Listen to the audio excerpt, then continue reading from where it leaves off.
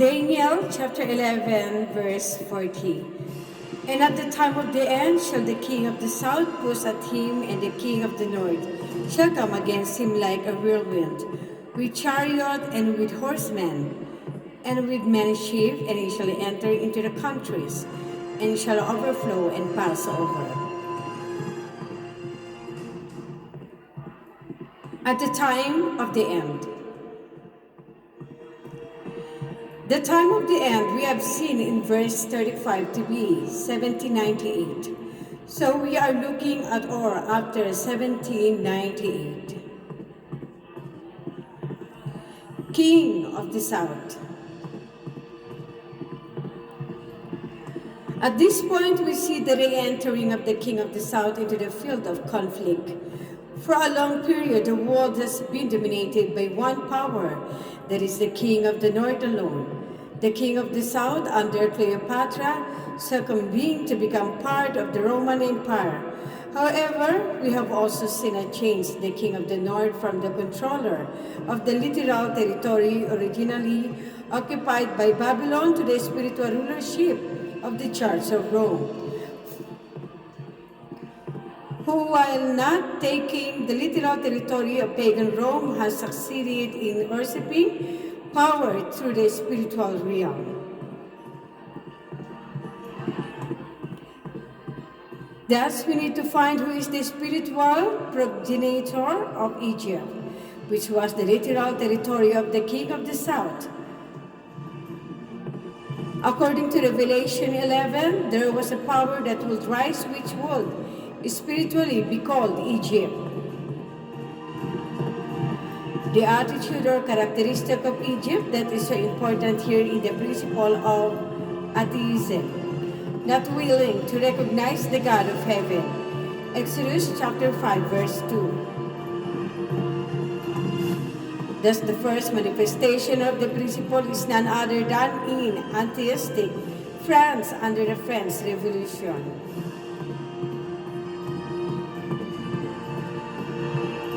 From here, the same principle developed into the Communist Revolution in Russia.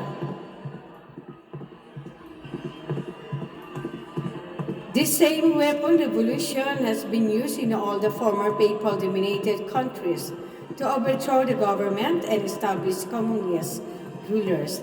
Thus, communism has come to be seen as an enemy to the papacy. Push.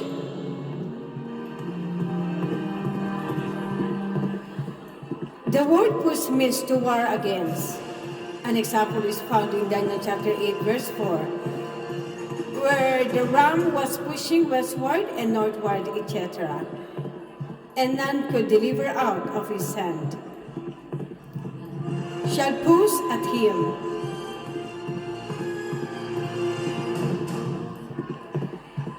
Thus, at the time of the end, 1798, we look for a power to push or attack the King of the North, or the papacy. This occurred when Napoleon's General Berthier marched into Rome and took Pope Pius VI prisoner. The Pope later died in captivity at Valence. Thus, the unchecked power that had ruled for 1260 years came to an end, and the papacy has never regained the same control and power she once enjoyed. King of the North.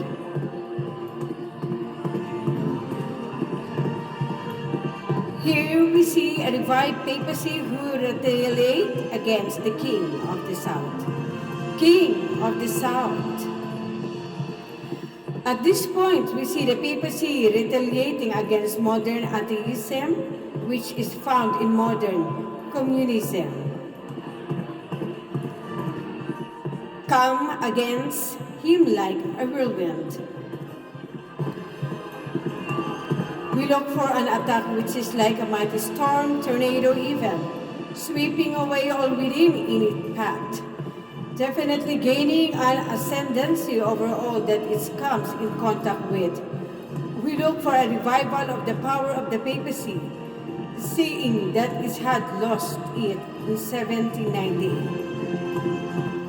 This ties in with Revelation 13 and the healing of the deadly wound, and the new papacy gaining ascendancy over the entire world. With chariots, horsemen, and many ships. Chariots and horsemen represent military strength as we see in the following verses. 1 Kings chapter 1 verse 5. Then Adonijah the son of Haggith exalted himself, saying, I will be king, and he prepared him chariots and horsemen and 50 men to run before him. 1 Kings 20 verse 1. Ben-Hadad, king of Syria, gathered all his army and horses and chariots and went up and warred against Samaria. Ships represent economic strength as we see in the following verses. Psalms 107 verse 23. Then they go down in ships that do business in great waters. Proverbs 31 verse 14. She is like the merchant's ships. She bringeth her food from afar. Shall enter into the countries.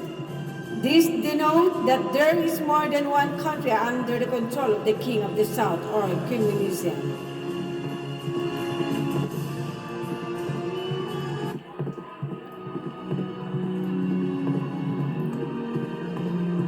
Shall overflow and pass over.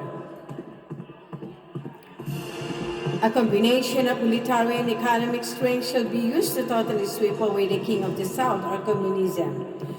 These were done with the uniting of Ronald Reagan and Pope John Paul II to bring in a 5-part plan to bring down communism and the collapse of the Soviet economy.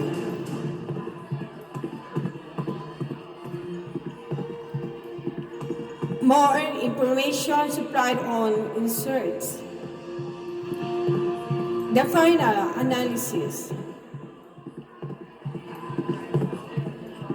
In 1798, the King of the South, France, began an ongoing war against the King of the North, Catholicism.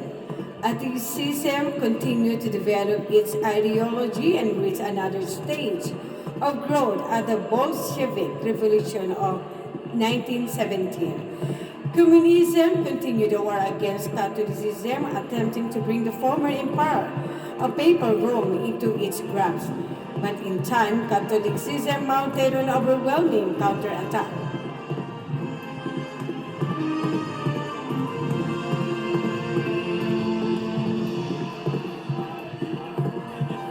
The King of the North swept away the entire structure of the King of the South, communism, entering into all the countries of the former Soviet Union and her tributary states. This overwhelming attack came with a military and economic assistance of the United States of America. This alliance repeats the history of Clovis. When an arm shall stand on his part, it points to Revelation 13, teaching that soon the United States of America will speak as a dragon and then force the world to also form an image to the beast. Daniel chapter 11 verse 40 is the first historical manifestation of the end-time unholy alliance. Take from The Final Rise and Fall of the King of the North by Jeff Pipingo.